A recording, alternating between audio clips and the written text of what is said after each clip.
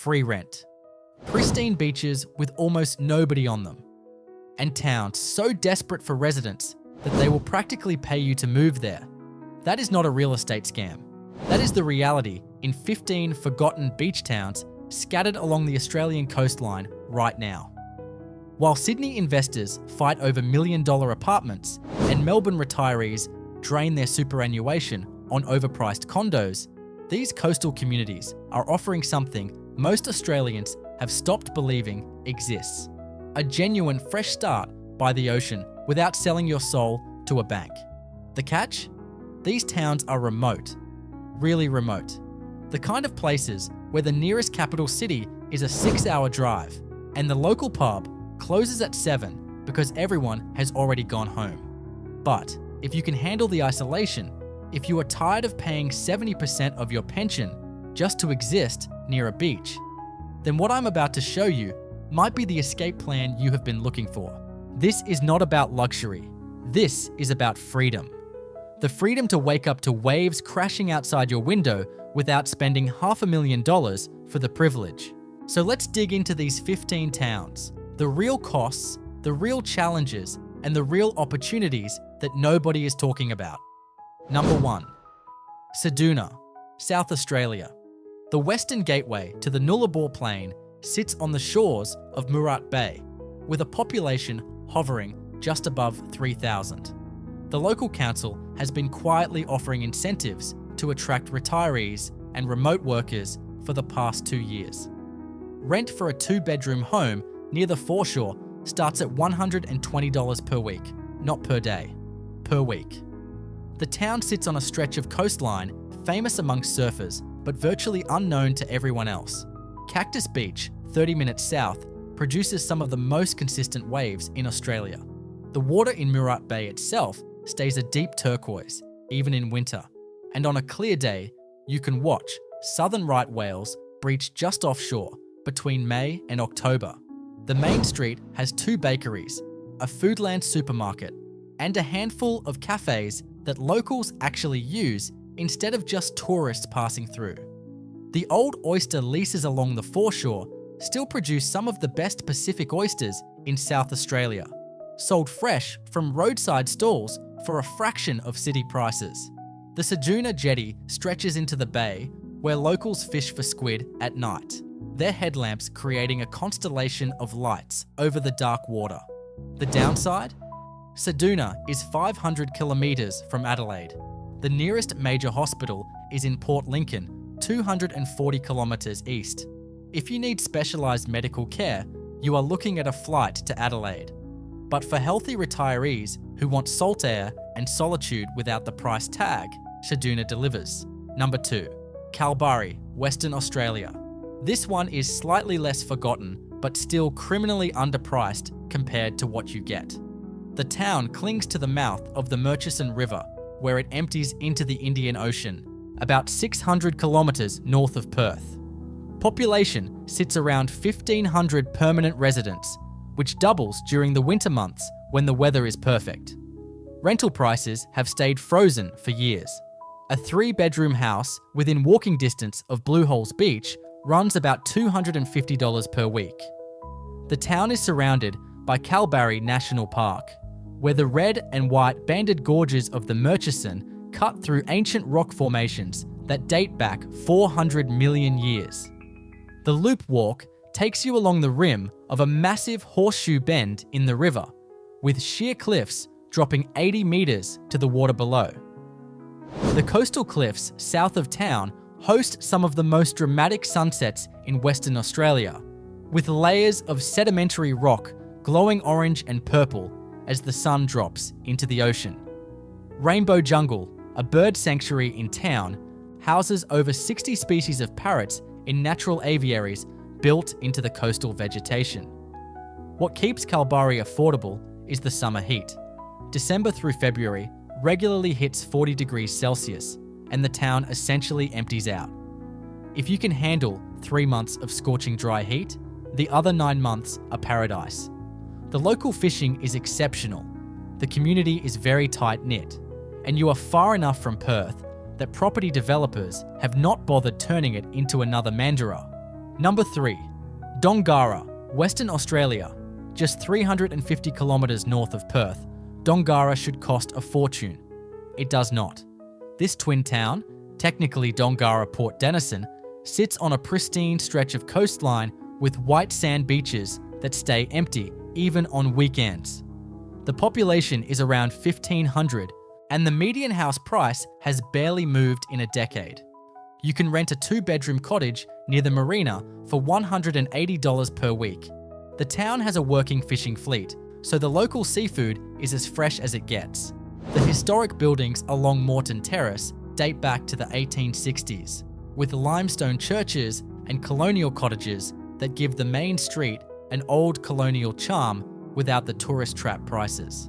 The real secret of Dongara is the weather. It sits in a microclimate that keeps temperatures moderate year-round.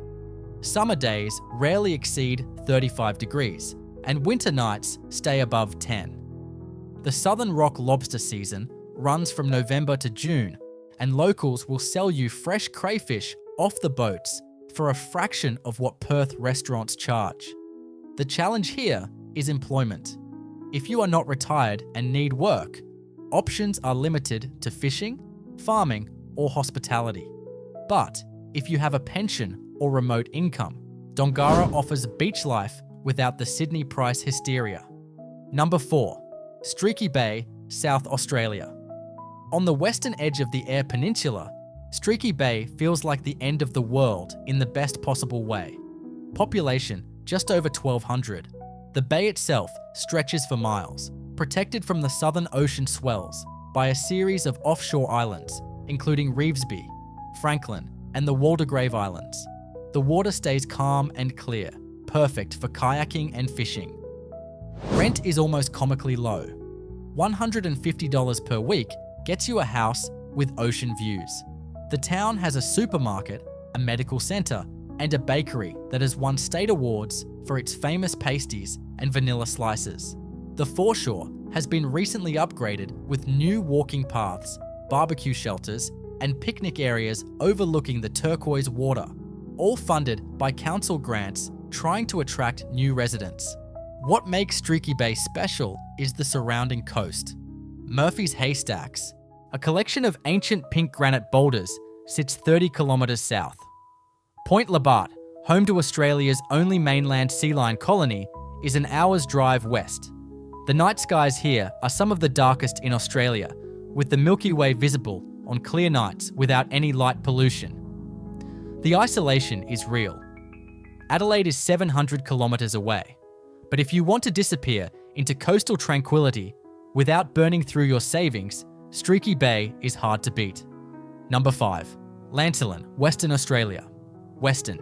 This one is starting to get discovered, but it is still affordable compared to Perth's southern suburbs. Lancelin sits about 130 kilometres north of Perth, famous for its massive white sand dunes and consistent wind that attracts kitesurfers from around the world. The town has around 1,500 residents, and rental prices hover around $300 per week for a house near the beach. That is expensive compared to the previous towns, but cheap when you consider you are only 90 minutes from Perth and sitting on one of the best beaches in Western Australia. The main beach stretches for kilometres, backed by the largest coastal dune system in the state. On weekends, the dunes fill with 4-wheel drives and sandboarders, but during the week it is nearly deserted. The turquoise water stays shallow for hundreds of metres, making it safe for swimming even when the wind picks up. Lancelin's advantage is accessibility. You get the remote beach town vibe without being completely cut off from civilization. The downside is that this accessibility is slowly driving prices up. If you are considering Lancelin, move now before it becomes the next Jurien Bay. Number 6. Elliston, South Australia. The self-proclaimed seafood capital of South Australia sits on the Great Australian Bight with a population of about 350 people. This is proper remote coastal living. The town is on a peninsula that juts into the Southern Ocean, surrounded by beaches that see maybe a dozen visitors per year. rent is negligible, $70 to $100 per week for a basic house. Some properties sit empty for so long that landlords will negotiate long-term leases at almost any price just to have someone living there. The town has a general store, a pub, and a primary school. For anything else, you drive to Port Lincoln, 200 kilometers east. What Elliston offers is raw, untouched coastline. Anxious Bay to the south has beach breaks that rival anything on the east coast, but you will have them entirely to yourself. The cliffs around Blackfellows Caves drop straight into the ocean, where you can watch southern right whales during their migration. The local fishing is world-class, with snapper, whiting, and salmon running year-round. The extreme isolation is not for everyone. Elliston is genuinely remote, but if you want to retire somewhere that feels like coastal Australia did 50 years ago, this is it. Number 7. Jurien Bay, Western Australia. Slightly larger than the others, with about 1,500 residents, Jurien Bay is affordable but trending upward. It sits 220 kilometres north of Perth on a sheltered bay protected by a string of limestone islands. Rental prices range from $250 to $400 per week, depending on proximity to the water. The town has excellent facilities, a modern medical centre, and multiple supermarkets. The marina hosts a commercial fishing fleet and charter boats for reef fishing and island tours. The real drawcard is the marine life. The waters around Jurien Bay are part of a marine park teeming with sea lions, dolphins, and humpback whales. The limestone reefs offshore are some of the healthiest in Western Australia, perfect for snorkeling and diving. The beaches north of town are long and empty, backed by low dunes and coastal scrub. Jurien Bay is what happens when a remote beach town gets just enough development to be comfortable without losing its character. It is more expensive than the truly forgotten towns, but still a fraction of Perth's coastal prices. Number 8. Tumby Bay, South Australia. On the eastern side of the Eyre Peninsula, Tumby Bay faces into Boston Bay, with calm water and some of the safest swimming beaches in South Australia. Population around 1,200. The town has a classic Australian country vibe, with wide streets, heritage buildings, and a foreshore lined with Norfolk pines. Rent starts at $130 per week for older homes and climbs to $250 for newer places near the water. The town has a hospital, schools, and a surprisingly active community with markets, festivals, and sporting clubs that welcome newcomers. What sets Tumby Bay apart is its protected location. The bay stays calm even when the Southern Ocean is pounding the exposed coast. Families with young kids love it because the water is shallow and warm. The fishing is excellent, with King George whiting running thick during winter. The town jetty is one of the best places in South Australia to catch squid at night. The downside is the same as most Eyre Peninsula towns. You are a long way from anywhere. Port Lincoln is 50 kilometres north. Adelaide is 650 kilometres. But if you want a safe, quiet, coastal town with genuinely friendly locals, Tumby Bay is worth serious consideration. If you are finding this helpful, hit subscribe. I cover affordable Australian towns and overlooked places to live every week. Now let's keep going. Number 9. Greenhead, Western Australia. This tiny fishing village sits about 250 kilometres north of Perth, with a population of around 300. The town is built on a limestone headland overlooking a series of protected bays and offshore reefs. Rent is cheap because there is almost nothing here. $150 to $200 per week gets you a basic house. The town has a general store, a tavern, and that is about it.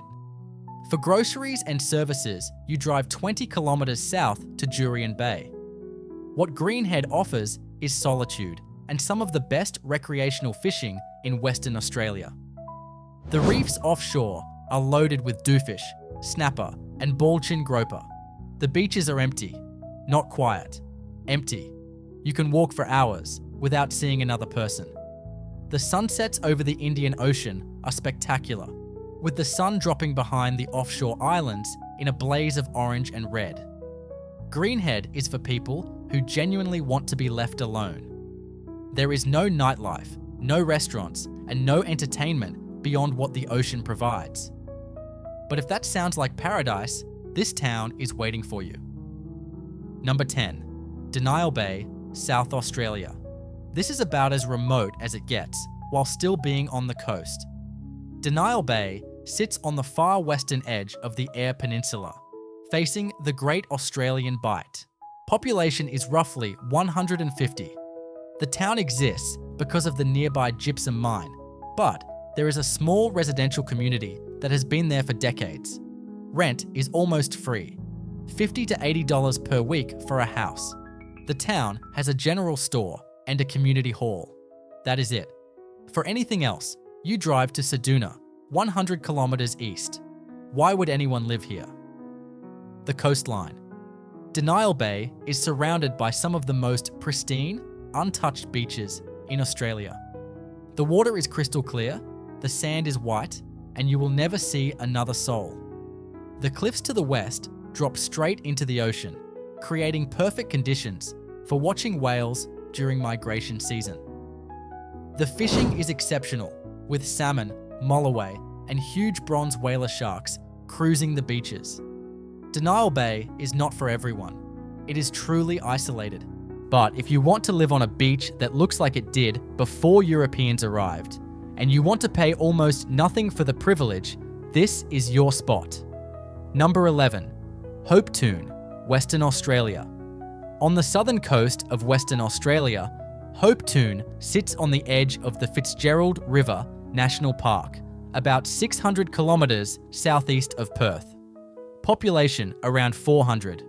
The town has been slowly declining for years, which means property is cheap. Rent runs from $150 to $250 per week. The town has a supermarket, a bakery, a medical centre, and several cafes that cater to the small but steady stream of tourists visiting the national park. The beaches around Hopetoun are world-class. Long white sand stretches backed by dunes and coastal heath. The water is cold, but clean, and the surf can be excellent when the swells line up.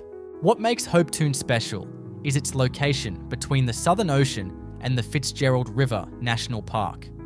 The park is one of the most biodiverse areas in Australia, with over 1,800 plant species, many found nowhere else on Earth. The coastal cliffs within the park are dramatic, with granite outcrops dropping into turquoise bays. The isolation is significant. Esperance, the nearest town of any size, is 200 kilometers east. Perth is a full day's drive, but if you want to live surrounded by wilderness and coastline, Hopetoun delivers. Number 12, Baird Bay, South Australia. Another tiny settlement on the Western Eyre Peninsula, Baird Bay has a permanent population of about 50 people. It is essentially a holiday shack village that a few hardy souls call home year-round. There is no real rental market here because there are barely any houses. But shacks can be leased long-term for $100 per week or less. The town has no shops, no services, and no infrastructure beyond a boat ramp and a few dirt roads. You are completely self-sufficient or you do not survive here. Why live in Baird Bay? The marine life. The waters here are home to sea lions, dolphins, and migrating whales.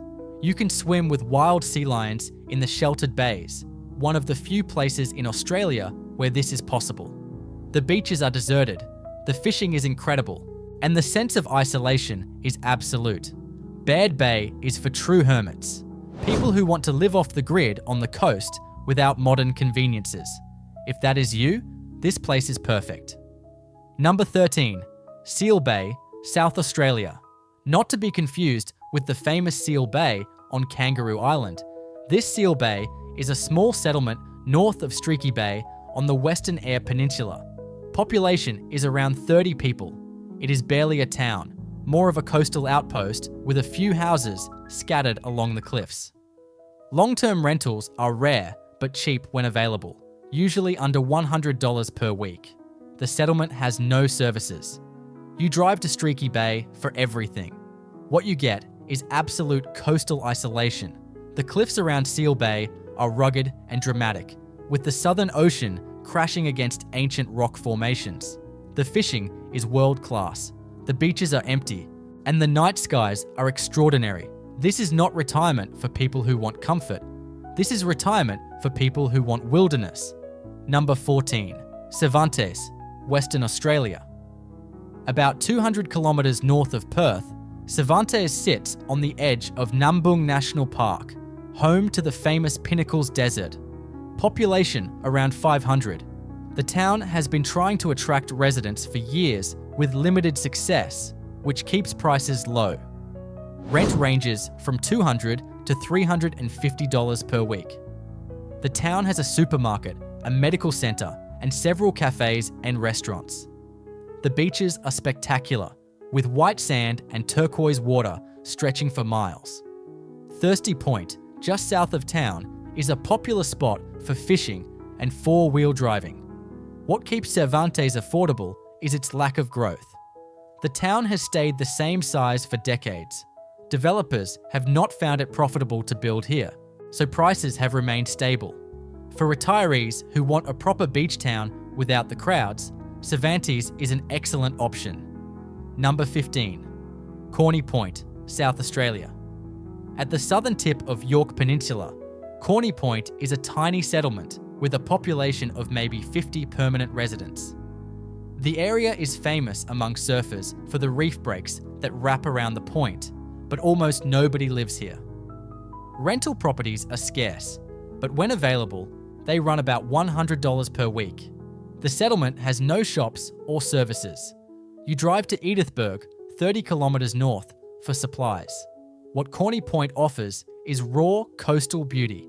The cliffs drop into the ocean, the beaches are wild and empty, and the surf is world-class. The sunsets here are legendary, with the sun sinking into Investigator Strait in a blaze of colour. Corny Point is for surfers, fishers, and people who genuinely do not need other humans around. It is isolation taken to the extreme. So there they are. 15 forgotten beach towns where retiring does not require selling your organs. But let's be clear about what this actually means. These places are cheap because they are remote. Really remote. Medical care is limited. Entertainment is what you make. The local economy often depends on fishing, farming, or mining, and if you need a job, options are slim. But if you can handle the isolation, if you have a pension or remote income, if you are tired of paying absurd rent just to live near the ocean, then these towns offer something rare in modern Australia. Genuine freedom. The freedom to live by the beach without being financially crushed. The freedom to wake up to waves without owing a bank your soul. So what do you think? Would you actually move to one of these places, or is the isolation too extreme? Are there other forgotten Australian beach towns you know about that deserve to be on this list? Drop your thoughts in the comments. I read every single one. And if you found this useful, subscribe for more deep dives into affordable Australian towns and places to live that the real estate agents are not telling you about. Thanks for watching. See you in the next one.